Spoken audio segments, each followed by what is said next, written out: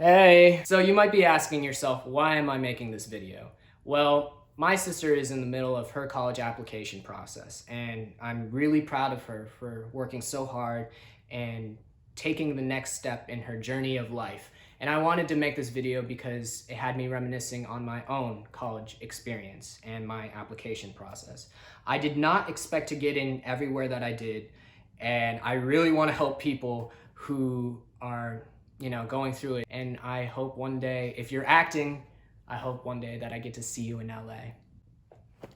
This is my big binder right here. This is all the packages of the nice colleges that gave me all this paper. Let me give you a list of the places that I got into so that you know that this video is credible. UCLA, USC, NYU, Chapman, Boston University, Loyola Marymount University, UC San Diego, Seattle University, Reed College, UC Irvine, University of San Diego, Pace University, the American Academy of Dramatic Arts. I was rejected from Juilliard, UC Berkeley, and I was waitlisted at UC Santa Barbara. So 13 of the 16 schools I got into, and I was really thrilled. My weighted academic GPA was 4.1. My unweighted academic GPA was 3.85. And here are the courses that I took in high school. So 9th grade as a freshman, I took English 1 honors, oral interpretation, intermediate theater, biology 1 honors, geometry honors, PE. Summer, I took Spanish 101 at a college, community college, which was really helpful. Then sophomore year, I took English 2 honors, advanced public speaking, pre-advanced theater, algebra 2 honors, European history AP Euro, physics 1 honors, musical production. So I was in a musical. That summer, I took Spanish again at a community college.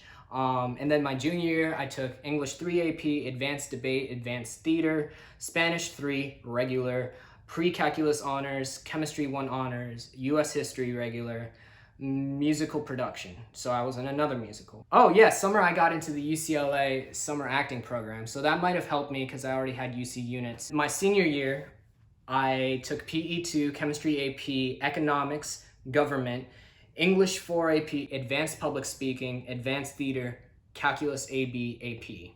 So that's what I got. And I had straight A's and B's. Here are my SAT scores. So critical reading was 540 the first time I took it. Math was 640 the first time I took it. Then 500 for writing. Writing multiple choice, I had a 49. Writing essay, I had an 8. And so the total score out of the 2400 was 1680. And then my total score out of a 1600 scale was 1110. So on my second time I took it, I got a 570 on critical reading, math I got a 670, and writing I had a 600. So my writing multiple choice went up to 56, my writing essay went up to 9, and my total score out of 2400 was 1840, and my total score on a 1600 scale was 1210. So I did have tutoring because test taking is just hard for me. It really helps, so don't be ashamed of tutoring. ACT scores, the first time I took it, I got a 28, and English was 25, math was 29, science was 30, and reading was 26. The second time I took the ACT, I got a 27 out of 36, and my English was 28, math was 31, reading was 24, and science was 25. AP test scores. AP Euro, 4. English language and composition, 2. I did not pass. English literature and composition, 4. Calculus AB, 4. And chemistry, 3. So because I passed the English literature and composition, I got out of one of the courses at UCLA. But because I had to take that my senior year, they didn't know that I passed English AP. So I was forced to take entry-level writing exam. I think a lot of UCs do this, and I took it on prom night. I passed that, but at the time I didn't need to take it since later I would get a 4, but I guess you never know. Okay, so story time. This is the essay, and I really think it's because of the essay and my interviews that I got in everywhere. So it's called SHAZAM. Very exciting. My favorite part of a superhero movie is when the average main character first discovers they've developed amazing powers. I watched with fascination as they struggled to understand their talents, limits, and drawbacks, and I empathized with their desire to keep it secret.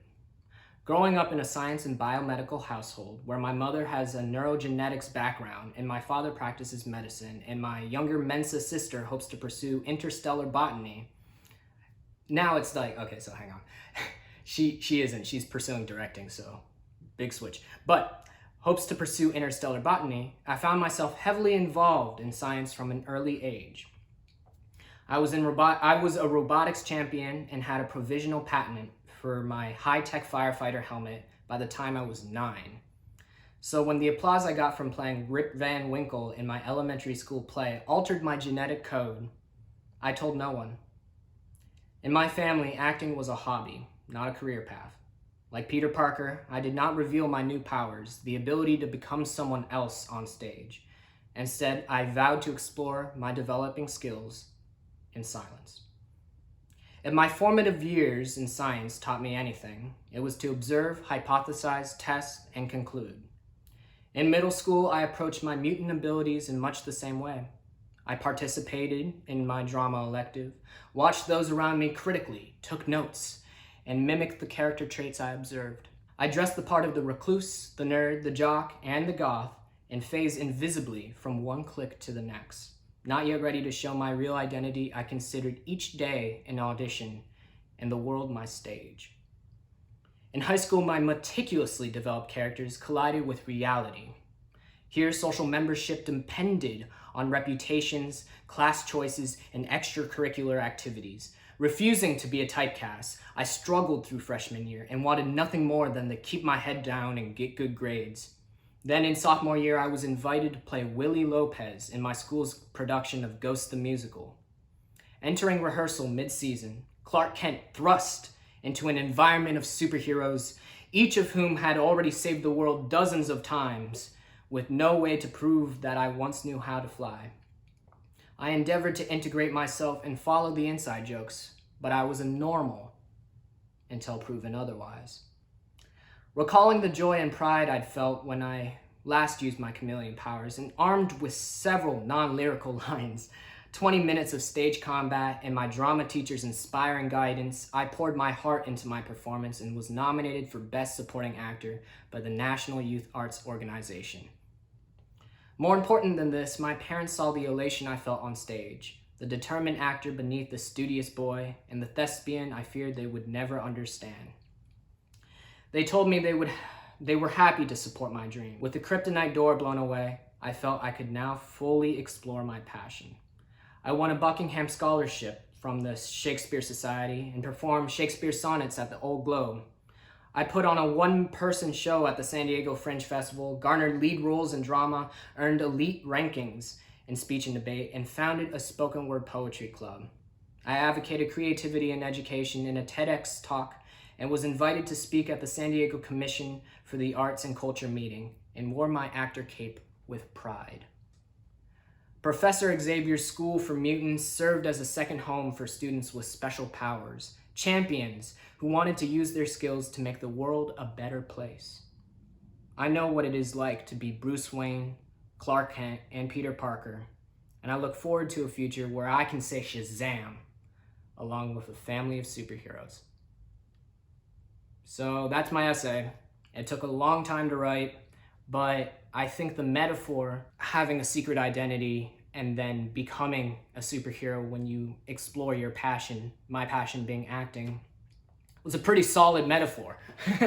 And so yeah, I think everyone should write essays that have metaphors in them that like describe a transformation or talk about how they overcame something in their life and have it really personal. All that is true about me. Like, I didn't front about any of that. Here's some extracurriculars that I did in high school. I did the spoken word poetry club. That was the one that I pushed the most during my interviews because I was the president and founder of it, and it went hand in hand with emotions. Like, you're performing yourself on stage. That's the toughest character to perform when you're like giving your artistic all to your poetry. I was on the speech and debate team all 4 years. I was an original oratory captain. I even got, I think, 9th in the state of California at one point, and I was first in Southern California 2 years in a row for persuasive speaking. Drama club, I was a member Improv club, I was a member of that. Academic league, I made varsity team my senior year.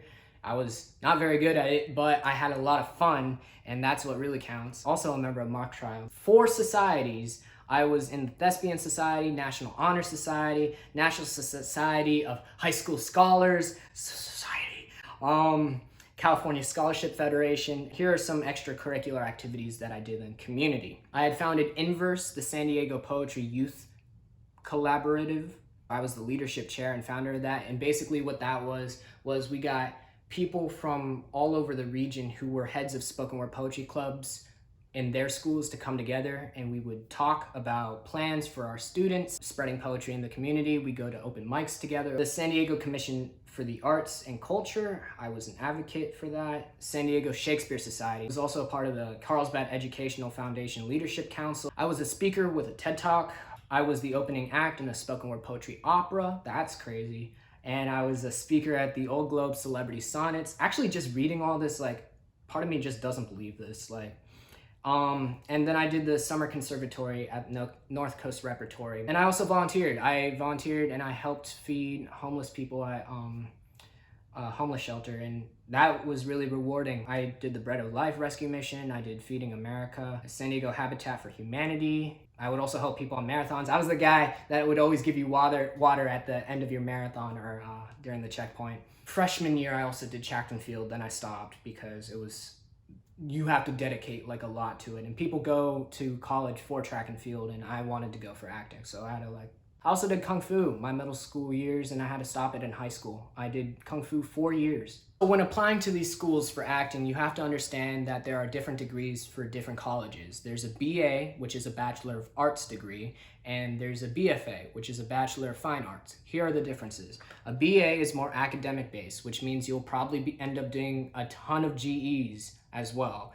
And there's less courses in acting, a lot of theoretical acting, and it prepares the student for like a wide range of jobs just in case they don't make it, which is like useful, but it's like you kind of want to go all the way. Bachelor of Fine Arts is more arts-based. It has more courses in acting. It studies the practical side of acting, so you'll do a lot of scene study, a lot of on-camera classes, and it prepares the student for acting alone. Do I want that liberal arts education, or do I want to have just acting? That's a really tough question. Or you could not go to college at all and just study at the studios, which I also did while I was in college. I went to all these studios. I went to Sherry Shaw Studios, John Rosenfeld Studios, Cynthia Bain Studios. The audition process usually is classical and contemporary. I'm sure most of you know this. Classical is like before Ibsen, contemporary is like plays from now. So you do the monologues, then you have an interview, and then you have the warm-up technique that you do with the group, or a movement technique. At UCLA, they had a movement technique. They would ask me to come up, and they put like a little flower on my hand, and depending on how I reacted to the flower standing upright and then falling, like did I pick it back up or not, that would determine how I reacted to failure. Did I try again, or did I go back and sit down? So it's a little psychological. The NYU one, they had us like running in a circle, and then you had to turn around like as you're running, and then everybody else had to turn around. So if you're the one that doesn't turn around or feel that energy behind you, it's like awkward and you mess it up for the group. So do you work well in a collaborative environment? Maybe I was reading into it a little, but there were people with clipboards that were like paying attention to what we were doing. I know it can get really competitive in the college atmosphere.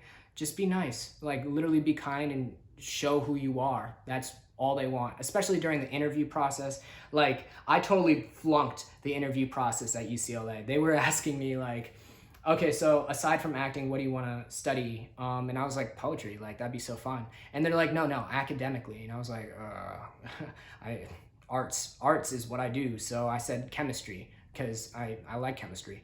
And then they're like, chemistry, oh cool, what type of chemistry? And I said nuclear chemistry. And they're like, nuclear chemistry, why? And I was like, I basically said nukes are bad. This is a quote verbatim what I said. I said nukes are bad and people need to learn about them to save the planet. I really said that, and the guy laughed, so I think that helped. Yeah, just don't fold under the pressure or take things too seriously. During the monologues and stuff like that, during that audition process, basically they'll do something what's called breaking you, which is it's not actually breaking you. They just want to see how well you know the monologue. Like, can you do it again? Can you do it backwards? Can you do it from this moment? Can you do it as a lion? Can you do it as if you're talking to a stadium of 500? Can you do it as if your parents are in the other room and you're with your girlfriend, you have to whisper and you gotta be really quiet? So they'll ask you a bunch of things. Can you do it leaning on the side of the wall over there and be the cool guy, like in Breakfast Club? And they're all from different colleges. Like the one with the lion and talking in a big crowd, that was NYU. Like the one standing to the side over there and trying to be a cool guy, I was doing Titus Andronicus for Boston University. Don't get psyched out if they don't ask you to do things over again. Just be very open. For some of the audition processes, like you would have to do a self-tape. Like UCSD and LMU were both self-tapes, and I turned those in. Self-tapes are like where you like film yourself like this and you do your audition, you send it in, then you get in or you don't. Here are some of the questions that they ask you during the interview. How did you become an actor? Where do you see yourself in 5 years? What kinds of passions do you have outside of acting? What's an acting opportunity you had to balance with your education as a high school scholar? Like, how did you balance acting with high school is basically what that question means. What's acting mean to you? That's a tough one. What excites you about this school? I didn't really know too much about acting before I got to LA in terms, I just wanted to do it. So if I could go back, I might not have gone to college, learn acting at a studio, save a bunch of money, and then have a studio apartment in LA at the same time. Don't be afraid to apply to schools outside of acting too. Like I applied to Reed as a liberal arts major and I got in. Here are some notes about the colleges that I did not apply to or got rejected by. So I got rejected by Juilliard, which is like something a lot of people can say. One of the things that psyched me out was I switched out my monologues last minute because they said, oh, do the monologues that define you the most. And I had been doing all these other monologues for all these other schools and I just switched it out the last second because I wanted to switch it up.